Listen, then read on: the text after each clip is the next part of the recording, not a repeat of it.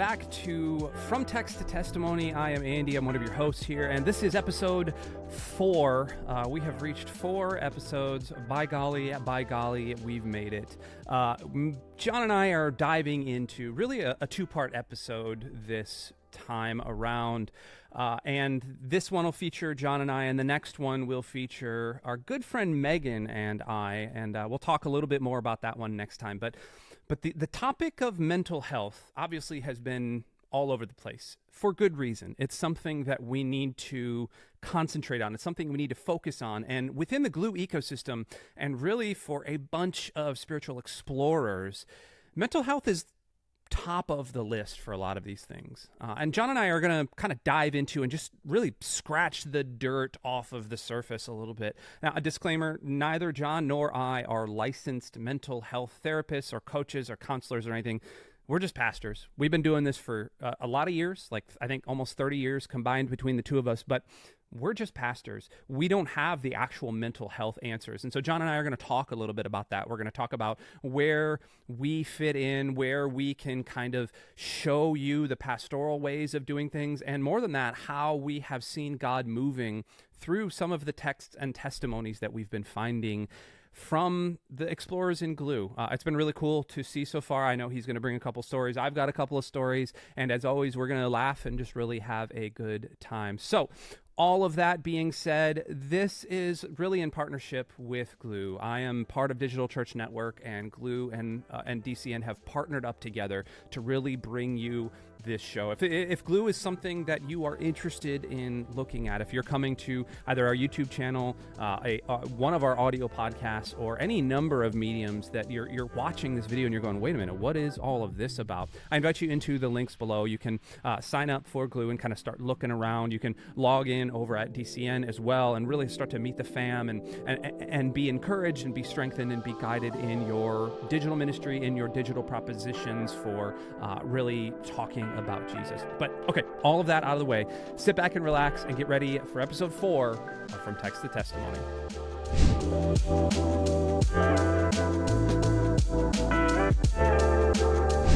Well, we're back for episode 4. Jon's doing his happy dance, or his prep dance. Here's something interesting. Usually podcasts start off with a little bit of banter, and so we're just going to go with this today. So you know John Mark Comer, right? Yeah. Author, speaker, Yep. all that dude.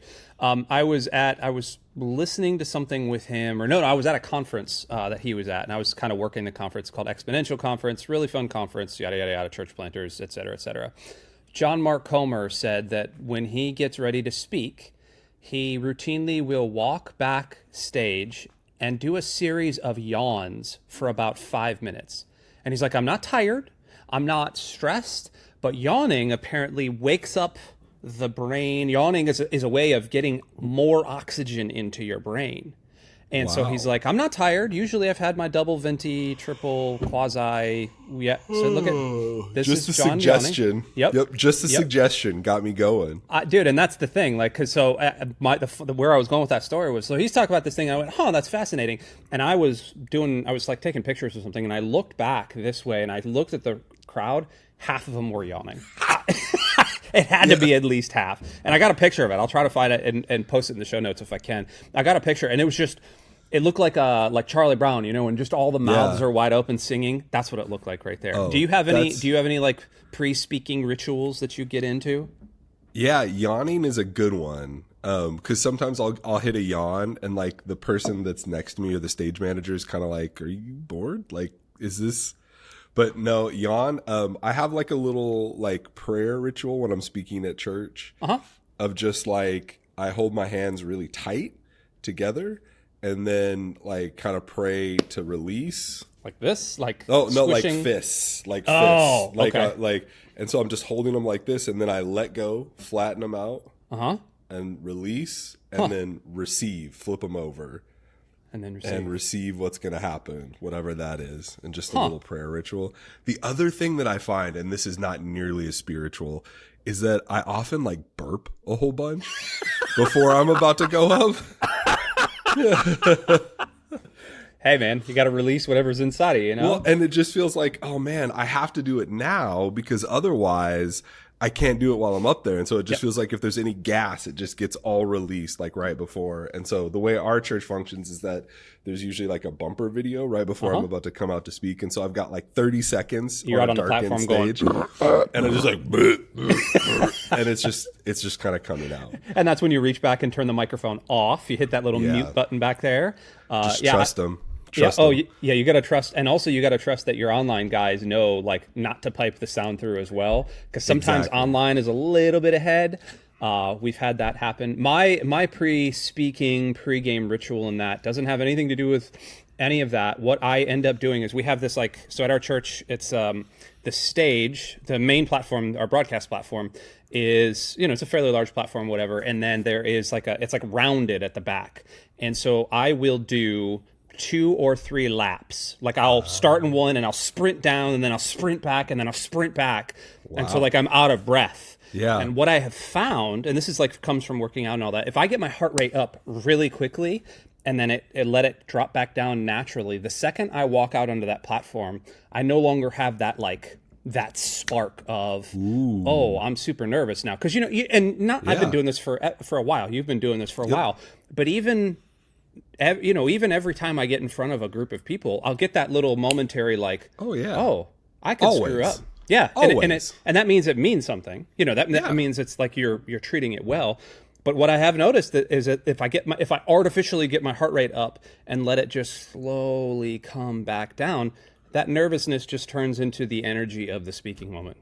That's really cool. There's a tip for all the prospective preachers and speakers and group leaders out there. It doesn't matter if you're in business meetings or if you're a head pastor.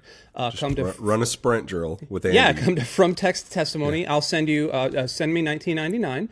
I'll put my Cash App and my PayPal below. And there we go. I'll give you training advice. Hey, we're going to be talking today about an interesting kind of topic, something that's been in the zeitgeist for a while, and something that I think all of us as church leaders and really spiritual responders inside of Glue need to talk about, and that is mental health. And it is this big buzzword, and I think mental health encompasses a lot of things. It encompasses anxiety and depression, it encompasses suicide, it encompasses broken hearts, it encompasses I just lost my job. But I also think it's turning into a little bit of a catch-all in a good way.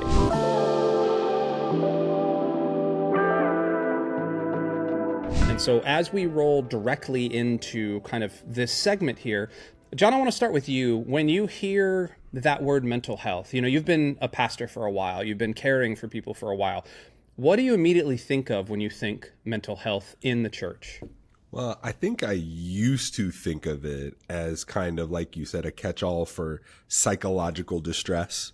Like that includes trauma and includes all these things.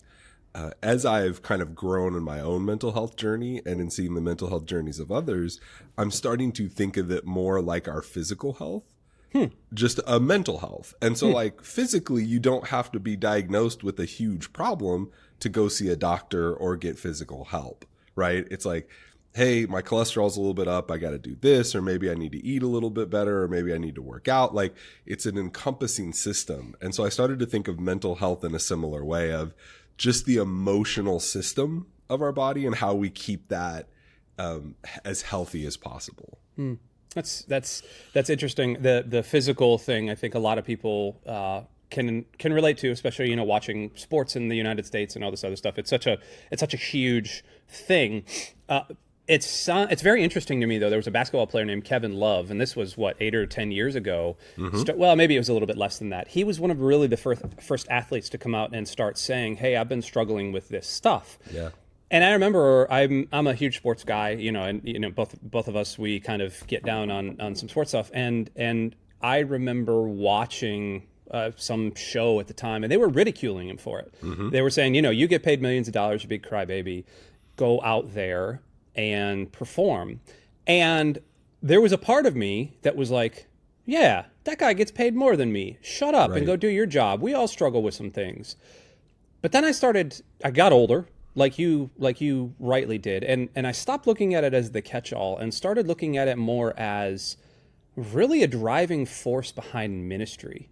And I think it's something that Glue, as responders, we can we can almost lay into a little bit more. And the reason I say that is because I'm going to pull up one of the texts that I got. And so this was from where did it go? This was from a woman named Ashley. Now, Ashley texted us, and it just says that she came through the Church's Care campaign. And she texted this back in May of 2023. She says, I'm a longtime sufferer of depression and anxiety. I'm completely alone, and the loneliness has become far too much. And so you see that, and you immediately go, okay, I've got some steps that I can kind of work through. We'll get to, in the testimony section, we'll kind of get to our responses there. I did want to bring up one more text. And this was from Patricia. She said, and this came in January of 2023. She said, I'm Baptist, I'm depressed, I don't like fake people, I'm 68 years old, so I like a little bit of the old type of music, and I love family. That's a dating profile, I think. That's exactly. So I remember telling the guy who I used to work with, Austin, I said like, and so I responded back, and I will talk more about this. And I said, we're a digital church and a digital community devoted to really seeking God, finding the kingdom, and talking about Jesus in any way we can. Plus, we don't like fake people either, smiley face. I'd love to get you connected into a community that we can pray for you more regularly. A great place to start is our digital community. Here's the link to the group, How can I be praying more specifically for you today? That was at 9:05 a.m. At 9:07 a.m., I got wrong number. Like, thanks, Patricia. Oh, no. And then I didn't hear from her since. So what about you? Do you got any texts that you could share in the mental health journey?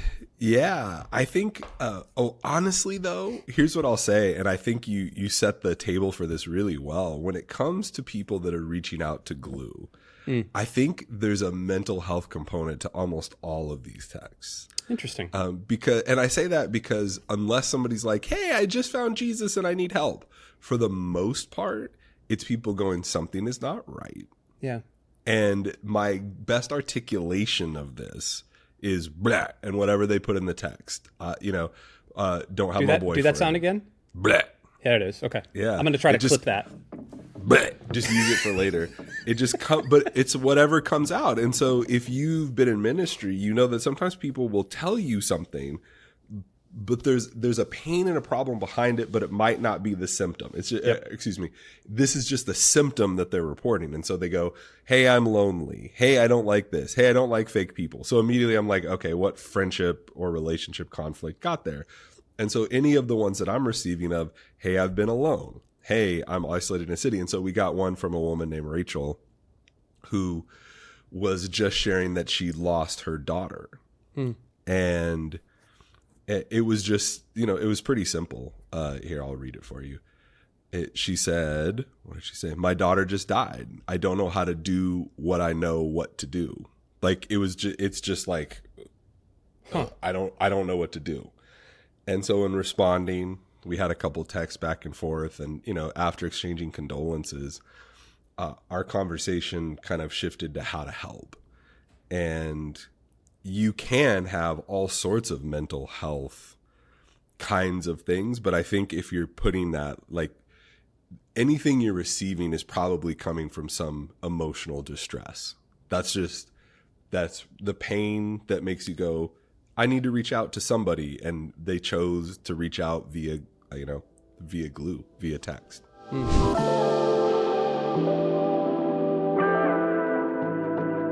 As you were talking, I pulled another text up here, and this is going to be something we could talk about in the testimony section. This is from a woman named Carol, and this also came in right around that same time of the beginning of May.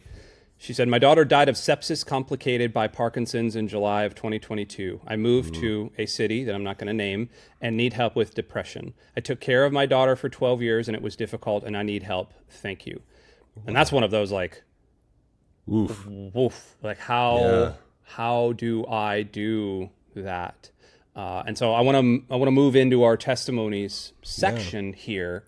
And with that, you were talking about the text you received. How did you help? Like, what were your steps? How did you elicit a conversation? Because one of the things that we've been talking about in From Text to Testimony is not only just receiving text, because anybody can receive a text. You can shotgun approach an advertisement out there and then get a bunch of text and then send some stuff out and then flatline silence.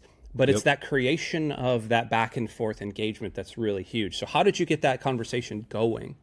Well, it just started with the condolences. And I think we want to move people, right? We want to move from text to testimony really fast. And so, but it was just like, hey, my sincere condolences. I'm so sorry for your loss. And it just started there. Yeah. And then it was, kind of a, hey, thank you for that. And then just a check in a couple of days later of, hey, how you doing? And then she was like, I'm not doing well. And then some more back and forth around, hey, what's going on? What are you doing? And she's like this, and then she tells me where she's at and that there aren't a lot of resources for mental health located where she is. And so in this conversation, the solution to me wasn't, she's about an hour away from our church, and so it's not really commutable to any kind of program. And so what I was able to do, I reached out to a mental health professional that I happen to know, a licensed professional counselor, and I said, hey, this is somebody who's in a small town about an hour away from the city. Like, what can we do? And she recommended kind of a database. It wasn't a database. It was a place to find online mental health providers or people who will be able to reach you virtually or who are near you. And so I just connected her to a larger resource because there's not a lot without a relationship and as and you mentioned this, we're not mental health professionals, right? Yeah. And so we can offer something very valuable in terms of spiritual guidance. But in this case, this was somebody processing a very serious grief, and she really needed to get hooked up with somebody who could help her one-on-one. And so in this case, it was just sending a link and kind of hoping and praying she found the right person. We'll include that national database. There's a couple of them. We'll include that in the show notes and the links below. Like Jon said, we are not mental health specialists. We are not counselors. All we are pastors. We're essentially the front line, and we are the first responders. We are the EMTs. EMTs are not doctors. That's us. We're not them. We're not the ones that are trained in this.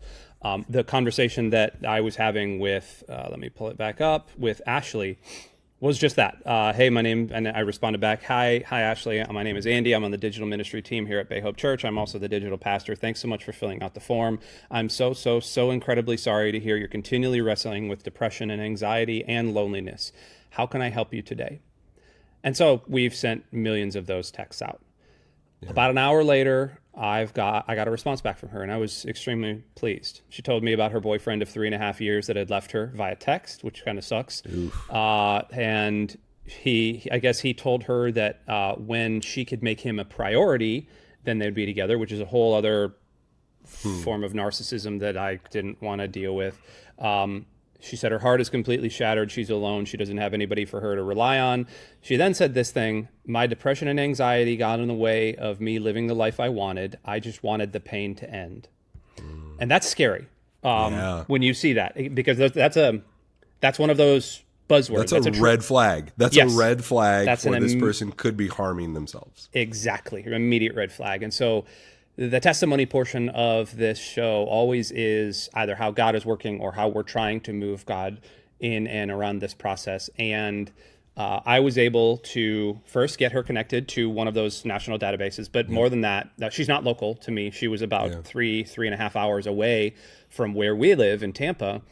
And I was able to actually get her hooked up with a church in that area. And the only reason I was able to do that is by the grace of God, was that I knew a local pastor up there. And so he was able to reach out to her. He was able to kind of connect with her. He got his women's ministry care coordinator to get in touch with her. I haven't had any follow-up in the last couple of months, but as of like August, end of August, beginning of September, she had actually started going to one of their small groups, and it was kind of a singles group, but it was also kind of one of those, and not single.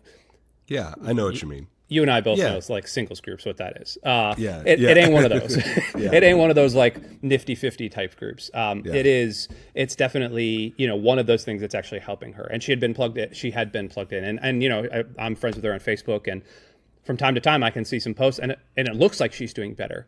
Yeah. That's the cool thing. That happened with her. The other woman that I was talking about with Carol, who her daughter had died of sepsis. I never heard from her again. And I had texted her a couple of times, and that was very frustrating to me. That's very, I don't know, it's disheartening to me. My question back to you is, as a care kind of guru that you are, as a caring, empathetic man, how do you deal with that when somebody tells you that they're dealing with mental health issues and then they never talk to you again? How do you do that? I try my best, and it's hard because it feels personal. Yeah. But I try my best to lead with grace. And leading with grace to me means I will find a generous explanation in my head for why it's not working. And a generous explanation isn't like sunshine, lollipops, and rainbows. It's just like, man, it probably took a lot for this person to reach out, and maybe they just don't want to engage now. And maybe that's not what they need. Or something along the lines of maybe they did find another avenue for help. I'll bet this isn't the only place that they reached out. And as somebody who works at a church, I get to see the back half of so many people's stories that started somewhere else. And so a lot of people's frustration of, I'm sure there are tons of pastors who are like, this person never got back to me and they ghosted me and I haven't seen them in years. And then I'm baptizing them this past weekend. Oh, yeah. And it's like, I don't know the first half of the story. I don't know how all that happened because we haven't had a chance to like sit down and go through it. But it's just the planting of the seeds, right? And all we can do is plant some of those seeds. And, Jesus talks about it because Jesus is awesome. But, right, like it's not our job to harvest. Like the God of the harvest does that. We plant seeds the best that we can and know that at some point it can be redeemed. Sometimes the next week, sometimes the next month, sometimes it's us, but more often than not, it's somewhere else. And sometimes it's 10 years in the making, It makes me think of something that happened at our church where a man finally got baptized. And he was in his 30s, 40s. And then I talked to his dad, and his dad was like, we've been praying for this for 40 years. And we thought it went wrong in the teenage years, and we thought he was gone, and we thought he wasn't going to make it. And we, dot. And then it comes back around later, and you never know what's going to happen. And we believe in the arc of the universe is going towards God's side. And so you just hope that when these people don't message you back, that they're headed in the right direction. That is awesome. The pull quote for this entire episode is going to be Jesus is awesome. So I appreciate that.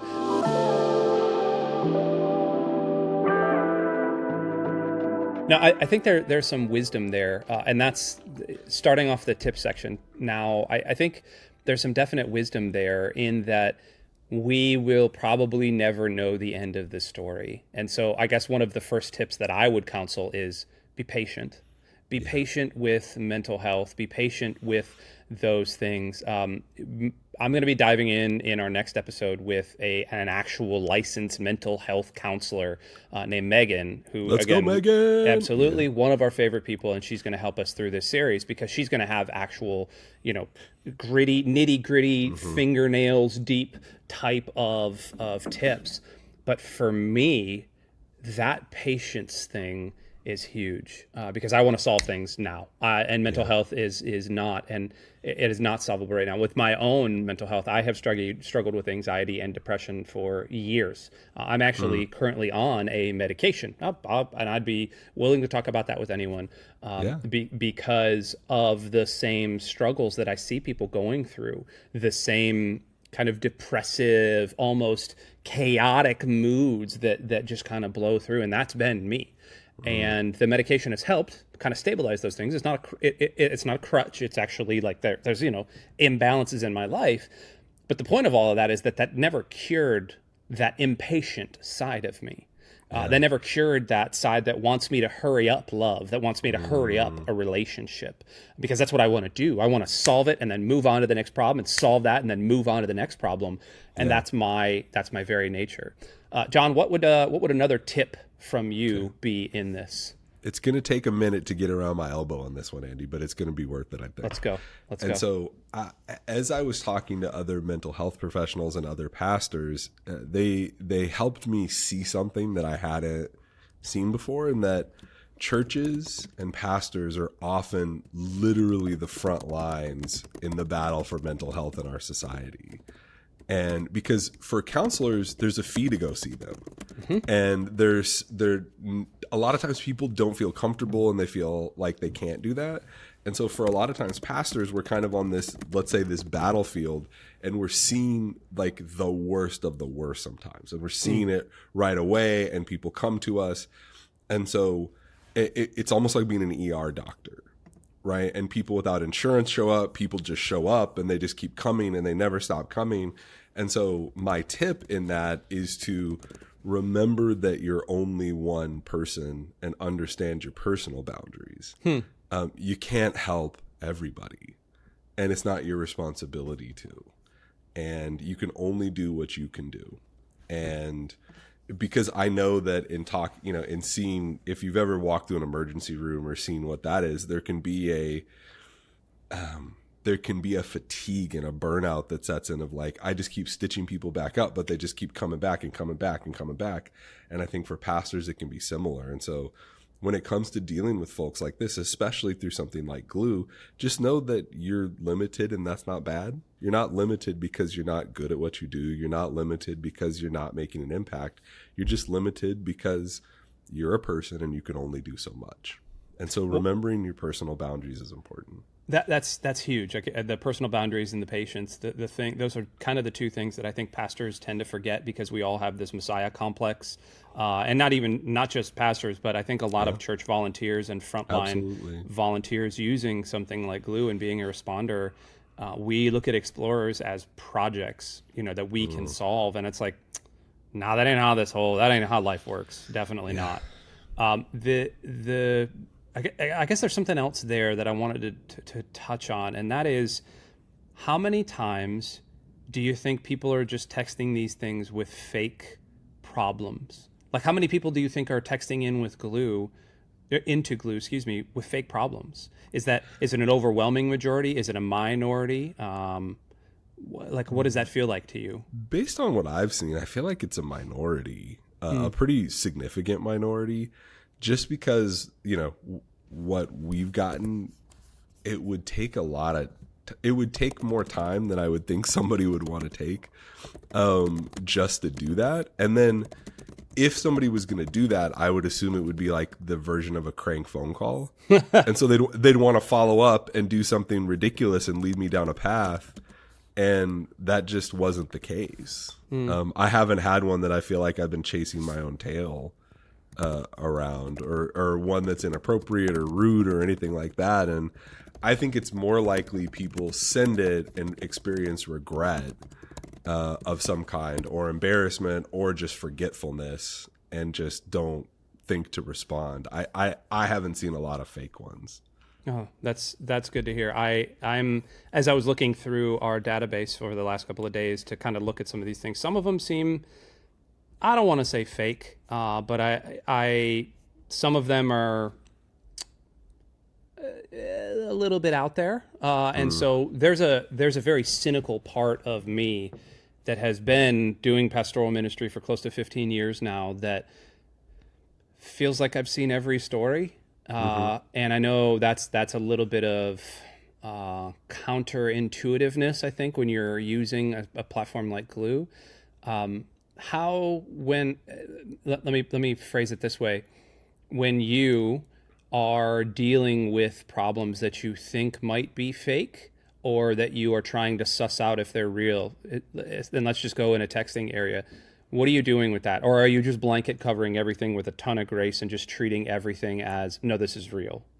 If I suspected that something wasn't real, and I would do something similar as what I would do in person, Because part of what I do is benevolence ministry in person. And that is one where and so benevolence ministry, for anybody who doesn't know what that is that the church can provide some supplemental funds for people to pay rent, pay bills, things along those lines. And we have some really clear boundaries for that. But people have figured out how to go from church to church and get money without having to work or anything like that. And it can be a sob story, or it could be somebody coming into town. A lot of people go to churches, believe it or not. And this is, I'm trying not to be cynical about it, but a lot of people go to churches and they kind of come up with a story that's like, hey, I'm stranded in town. I've got my kids and my card got canceled because somebody took my card. And so I just need a couple $100 for the night. Do you think I could ask the congregation, or do you think somebody could do blah, blah, blah, blah, blah? And then, it's just like, I need it now. Hey, get me going on my way. And I'm kind of impatient about getting it. And so that's a little bit of a sidetrack to go, I've gotten pretty good at spotting those kinds of things in the benevolence piece. I mean, I'm kind of a big old softie, so I'm one of the last people to get it. But if it registers with me, what I usually do is create a step for them to take that would require effort by them. And because of that, and it's a reasonable step where I'm not trying to tell somebody that's grieving, hey, do these 100 things. It's more just the idea of the ball is in your court. And if you want to continue down this path, you're going to have to take a step, because that weeds out a lot of the people that may not have the best intentions. But it's not too big of a wall for somebody who really wants help. That's good. How would you do that in Glue? In Glue, it would be something like, hey, here's my email. If you'd like to talk more about this, please send me an email. That's not a big deal. Like, if somebody wanted help, they could copy and paste your email or just click the link. Like, phones make it super easy to do that. They would do that. But generally, if you're just playing around or bored or trying to, get back at the church for something, you might not take that step. That's an example. Or even something like, hey, this is a friend, I have a friend we know mental health providers in the city, and we go, hey, here's a list of mental health providers you can reach out to. Let me know who you've chosen, right? Let me know if any of these sound good. That's really good. And then it's like, okay, then we can have a conversation, but I'm not doing all the work. That is really, really good. I want to pull that for some later use, because I think there is something that you and I can chat about in another episode about kind of I'm going to say tips and tricks, and I don't mean it that way because it sounds very, very bad, but the tips and the tricks that we have for getting people to respond back to us in all circumstances. So that's good stuff. Anything else you want to add to the tips section of our mental health conversation here? No, I think that's probably it. But like you said, the patience piece, I think it takes patience, not just in each interaction, but patience overall. Because I found just generally with the conversations that are coming in, when I had time for them, I wasn't getting them. So I would refresh the Glue engage thing and be like, okay, I'm ready. Like, this is the time that I want somebody to reach out. And they wouldn't necessarily do that. But on a week that I was going to preach, or I had a funeral, or I had a bunch of stuff coming up, there'd be ones that rolled in. And so I just be patient. Be patient, be faithful, continue to respond to people, even if it doesn't feel like you're making a difference, because you are. That's also going to be another pull quote. I feel like you and I should do a podcast about time management for pastors. Oh my gosh. I still don't know how to do it. I'm preaching this Sunday at our church from the main platform. And I have all of these meetings. I have to record 3 podcasts. I've already had 2 people reach out that they need care. I have to do a hospital visit. I've got to go and do 3 other things. And oh, by the way, I've got actual family things. Yeah. How? Where does that time go? That's always the case. And I'm a terrible time manager. And so I think what would be good about our podcast is that it's coming from the perspective of, we're not experts. We need help. Yeah. And so we're not giving you the solution. We're surfacing the problem, and we need you to help us. Yeah. The thing that always comes up on sermon weeks for me personally, with the heart for everyone, is it feels like it's so easy to prioritize the sermon. It's so easy to go, I have something really big and important to do this weekend. I can't do X, Y, or Z. But every time I've taken care of the people, God takes care of the message. And every time I just stop and go, you know what? Whether it's my in-laws have a flat tire, or whether it's I sit down with this person, or whether it's I take the time to do X, Y, or Z, I'm always rewarded in that move. There's never been a time where God has left me hanging on the sermon. Yeah, it's almost like he actually wants us to go and do the thing of caring for the people instead of just like, oh, look at me, I'm big bad preacher guy up here on a stage with a microphone. Hoo hoo. Yeah. It's crazy. It's so funny how God works like that, right? Yeah. Anything you want to add to the conversation? Yeah, this is going back to John Mark Comer. This is a tip specifically for John Mark Comer. If you're listening, John Mark Comer, every time you go to speak at a conference, you should bring a food truck called John Mark Comer, and it's tacos and Spanish food. And yeah, right? Holy John Mark stink. Comer. Yeah. We got to make this happen. We got to talk to his people and see if we can get this going. I don't know if we can publish this then, because I want to steal it and then sell it to him, and we will be thousandaires. Yeah. You know what you should do is you should say, hey, this is a tip for John Mark Comer, and then bleep what I said. Oh, you have to subscribe below? And then be like, if you're specifically John Mark Comer, reach out and we'll tell you the idea. Links below. Yes. That's John wheeling and dealing. John wheeling and dealer pile over there, ladies and gentlemen. Yeah, absolutely. John, thanks so much for joining in on this conversation today, man. Yeah, love you, buddy. Thanks for having me. Love you.